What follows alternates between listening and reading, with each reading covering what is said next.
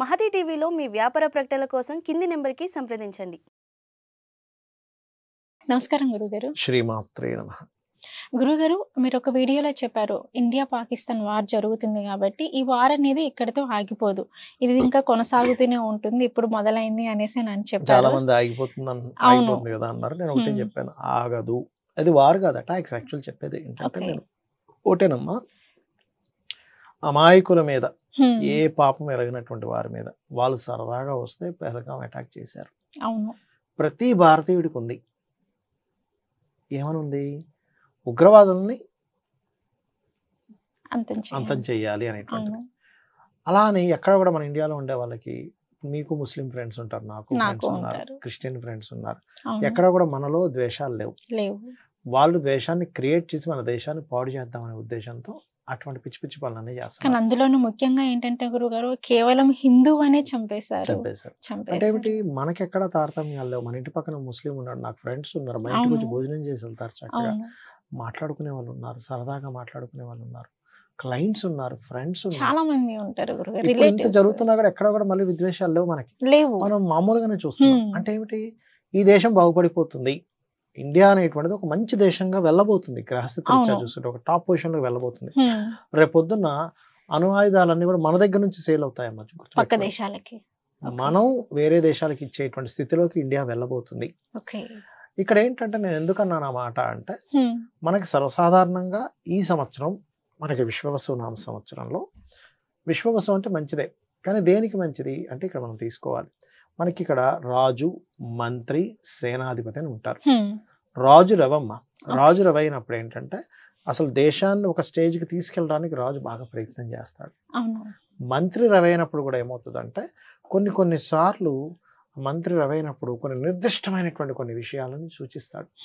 అదేవిధంగా రవిక్షేత్రంలో కేతు వస్తున్నాడు మనకి ఇప్పుడు. నెక్స్ట్ కేతు ఎప్పుడైతే వస్తున్నాడో ఇది కొంచెం గోల్డ్ కంట్రోల్ చేస్తుంది. ఎట్ ద సేమ్ టైం కొంతమంది ఎమ్మెల్యేలు, ఎంపీలు కావచ్చు, లేకపోతే సీఎంలు కావచ్చు, పిఎంలు కావచ్చు, ప్రెసిడెంట్లు కావచ్చు, వేరే వేరే దేశాల్లో ఉండే వాళ్ళు కావచ్చు, మార్పులు, కొంత వాళ్ళకి గండాలు కూడా గరుస్తాయి దీనివల్ల.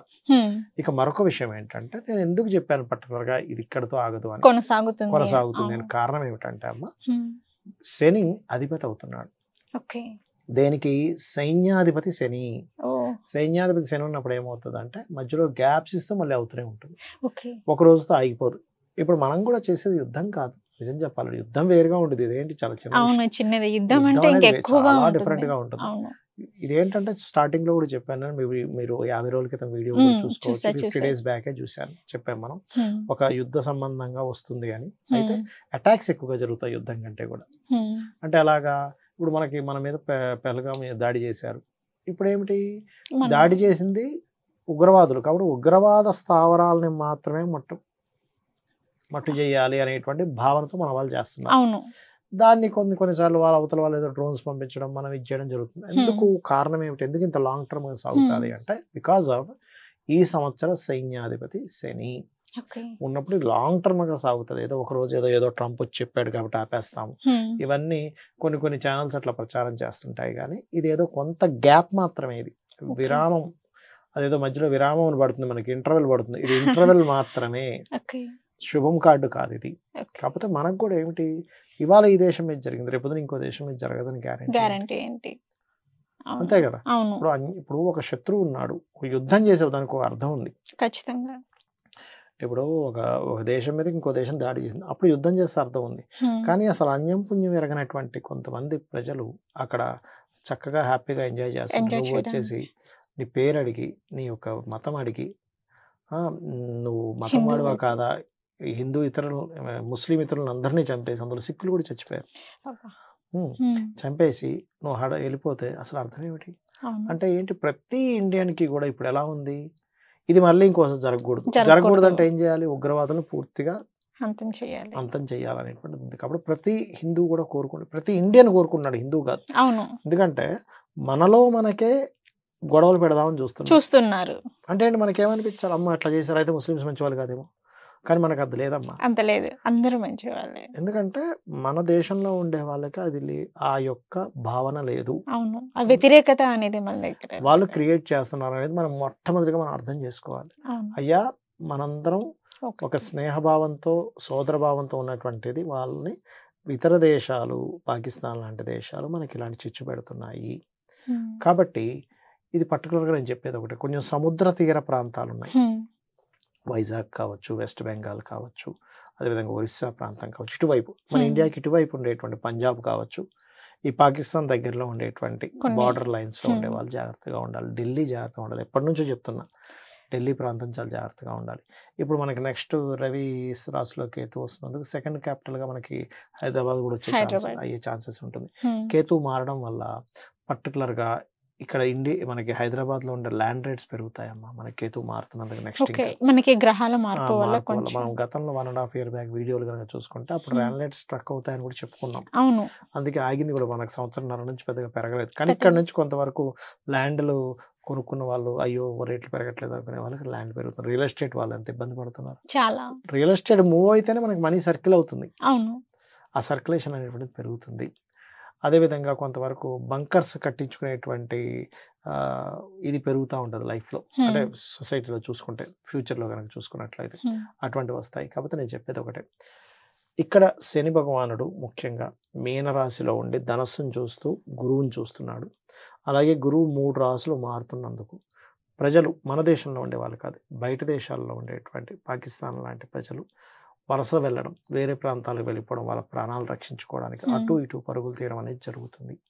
అది అణుబాంబు సంబంధం వల్ల కావచ్చు, లేకపోతే అటాక్స్ వల్ల కావచ్చు, అటువంటివి జరగనున్నాయి. కానీ వాళ్ళు చేసిన పనికి వాళ్ళ దేశంలో ఉండే వాళ్ళు ఎంత సఫర్ అవుతున్నారు చూడండి. అవును, అంటే ఏమిటి, నీ యొక్క ఆలోచన విధానం ఎలా ఉంటే నీకు అటువంటి ఫలితాలు వస్తాయి. ఖచ్చితంగా వినాశకాలే విపరీత బుద్ధి అంటారు. అవును, అంటే వాడికి వినాశకాలం వచ్చింది, విపరీత బుద్ధి, వాడు చక్కగా ఉండే వాళ్ళ దగ్గరికి వచ్చి చేశాడు. మన వాళ్ళు పెట్టిన పేరు కూడా ఆపరేషన్ సింధూర్ అనేటువంటిది కూడా ఎంత చక్కగా పెట్టారు గురుగారు. నిజంగా ఆ పేరు విన్నప్పుడే అనిపిస్తుంది, అసలు ఒక ఎమోషన్ కనెక్ట్ అయింది ఆ పేరుతో, ఒక ఎమోషన్ కనెక్ట్ అయింది చాలా. మనం ఒక నేను చాలాసార్లు చెప్తాను, ఇప్పుడు అది చూసి కొంతమంది ఏవో కామెంట్స్ పెట్టేస్తుంటారు, వీళ్ళు ఇంకా ఇట్లా చేశారంటే అట్లా చేశారు. అయ్యో అక్కడ యుద్ధం చేసేవాడికి తెలుస్తుందమ్మా, ఒక 2 శ్రీమూర్తులు వెళ్ళిపోయి గుస్కే మారింగే అన్నట్టుగా ఎంత ఇది చేశారు, ఎంత గొప్ప విషయం అది. మనం అవన్నీ చూడాలి. కానీ ఇంకా ఏదో చేస్తున్నారు, ఇంకా పీఓకే ఆక్యుపై చేయాలి, చేసుకుంటుంది మన దేశం, పీఓకే ఆక్యుపై చేసుకుంటుంది, చేసుకోదని కాదు. కానీ మనం చాలా సింపుల్గానే వేస్తాం. టెండూల్కర్ ఆడుతూ ఉంటే, లేకపోతే ధోని ఆడుతుంటే అరే ఇప్పుడు 6 కొట్టలేదు అంటాడు ఇక్కడ కూర్చొని, వాడికి తెలుస్తుంది. అక్కడ యుద్ధం చేసేటువంటి సైనికుడికి తెలుస్తుంది ఎంత ఎఫర్ట్ పెట్టాలి, ఎంత జాగ్రత్తగా ఉండాలి. అక్కడ రక్షణాదళంలో నిర్ణయం తీసుకునేటువంటి మేజర్కి తెలుస్తుంది, పిఎంకి ఎంత బాధ్యత ఉంటుంది. చాలా దేశం ఇలా అయినప్పుడు పార్టీలు పక్కకు పెట్టేసి అందరూ ఒకటి అయిపోయారు. ఇప్పుడు చూసారు. అంటే ఏమిటి, మనం అర్థం చేసుకోవాల్సింది, మన దగ్గర ఉండేటువంటి వాళ్ళలో ముఖ్యంగా హైదరాబాద్లో కొన్ని ఈ రద్దీ ఎక్కువ ఉండే ప్రదేశాల్లో కొంచెం జాగ్రత్తగా ఉండాలి. ఎందుకంటే స్లీపర్ సెల్స్ వల్ల కొన్ని బాంబులు పెట్టే ఛాన్సెస్ ఉంది. కొంచెం అప్రమత్తంగా ఉండండి. పుణ్యక్షేత్రాలకు వెళ్ళినప్పుడు అప్రమత్తంగా ఉండండి. దేవాలయాలకు వెళ్ళినప్పుడు అప్రమత్తంగా ఉండండి. ప్రార్థనా మందిరాల్లో ఉండేటువంటి వారు వేరే ఇతర మతస్థులు జాగ్రత్తగా ఉండండి. ఈ ఒరిస్సా ఇందాక నేను చెప్పినటువంటి ఢిల్లీ లాంటి ప్రాంతాలు అప్రమత్తంగా ఉండాలి. ముఖ్యంగా నార్త్ సైడ్, అంటే జమ్మూ కాశ్మీర్ నుంచి అటు నార్త్ సైడ్ ఉండేటువంటి ప్రాంతాలు చాలా అప్రమత్తంగా ఉండాలి. ఒకటే దక్షిణామూర్తి స్తోత్రము, కాల భైరవ అష్టకము ఖచ్చితంగా మిమ్మల్ని రక్షించి తీరుతుంది. అందరూ సుఖంగా ఉండాలి. ఓకే గురువు గారు, మీరు చెప్పారు అలాంటి గ్రహాల మార్పు వల్ల కొన్ని చేంజెస్ జరుగుతున్నాయని చెప్పేసి, ఏమైనా చెప్పగలరా? ఇంకా ఎన్ని నెలలు ఉంటుంది? ఒక 2.5 years అవుతుందమ్మా. 2.5 years గురువు గారు? ఒక రోజులో అయిపోతుంది. కనీసం 1 year అయినా ఖచ్చితంగా సాగుతుంది. ఎందుకంటే శని 2.5 సంవత్సరాలు ఉంటాడమ్మా మెయిన్గా. అంటే ఏమిటి, ప్రజలకి ఏదో రూపంలో అక్కడ ఇబ్బంది జరగాలి. అంటే ఏమిటి, అయిపోయింది అనుకుంటాం, మళ్ళీ ఏదో మొదలెడతాడు, అవుతున్నాడు, ఊరుకోడు, ఏదో వేస్తాడు, మళ్ళీ మన వాళ్ళు వెళ్ళి చేస్తారు. అంటే ఏమిటంటే ఇక్కడ ఒక స్థావరం కాదు అక్కడ ఉన్నది, కొన్ని వందల స్థావరాలు ఉన్నాయి. ఇప్పుడు మన వాళ్ళు ఎంత జాగ్రత్తగా వేస్తున్నారంటే సామాన్య ప్రజలకు ఏవి కాకూడదు అనే భావనతో చేస్తున్నారు. అంటే ఇప్పటికీ మన వాళ్ళు ఇంకా ధర్మయుద్ధమే చేస్తున్నారు, ధర్మంగానే అటాకులు చేస్తున్నారు. ఎంతసేపు అమ్మా టకటక అవతల అసలు మనం ఏమీ చూసుకోకుండా వేసేయాలంటే ఎంతసేపు చెప్పండి. అసలు ఒక్క డ్రోన్ లోపలికి రాగలిగిందా? అసలు వచ్చిన డ్రోన్ ని ఏదైనా మిసైల్ వేస్తే అక్కడెక్కడ పేల్చేస్తున్నారు. అంటే మన రక్షణ వ్యవస్థ ఎంత స్ట్రాంగ్ గా ఉంది. ఈ దెబ్బకి మిగతా దేశాలందరూ కూడా మనల్ని అడుగుతారు, మాకు బ్రహ్మోస్ కావాలి, మాకు ఫలానాది కావాలని టాప్ పొజిషన్లోకి వెళ్ళబోతుంది. చాలా మంది యుద్ధంతో గురువు గారు చాలా మందికి గుర్తొచ్చింది ఏంటి అంటే మహాభారతం గుర్తొచ్చింది. మహాభారతం ఆ రోజు ద్రౌపది ఒక ఇది కన్నీటి ఇంకా ఒట్టు, చిన్న కురుక్షేత్రం జరిగింది సునామీలో అనేసి. ఒక చుక్కేనమ్మా, సునామీ చూడబోతున్నారు చూడండి. అంతే అంటారు గురువు గారు. ఇంకా చాలా పెద్ద వార్ మనం జరుగు. ధర్మంగా ఉన్నాం. అవును, మనం ఇప్పటికీ ఎవరిని యుద్ధం ఇబ్బంది కూడా పెట్టం. చాలా ధర్మంగానే చాలా చేస్తారు. ధర్మంగా అటాక్స్ చేస్తున్నాం. అవును. అసలు యుద్ధం వేరే ఉంటుంది. ఇది అటాక్సే మూడో దేశం ఎంటర్ అయితే అప్పుడు యుద్ధం వస్తుంది, చూస్తూ ఉండండి. ఓకే ఓకే గురుగారు, గ్రహాల మార్పు వల్ల ఇండియా పాకిస్తాన్ యుద్ధం అనేది ఇంకెంతకాలం ఉంటుంది, ఎలా ఉండబోతుంది అనే వాటి గురించి అయితే చెప్పారు గురువు గారు. నమస్కారం. శ్రీమాత్రే నమః.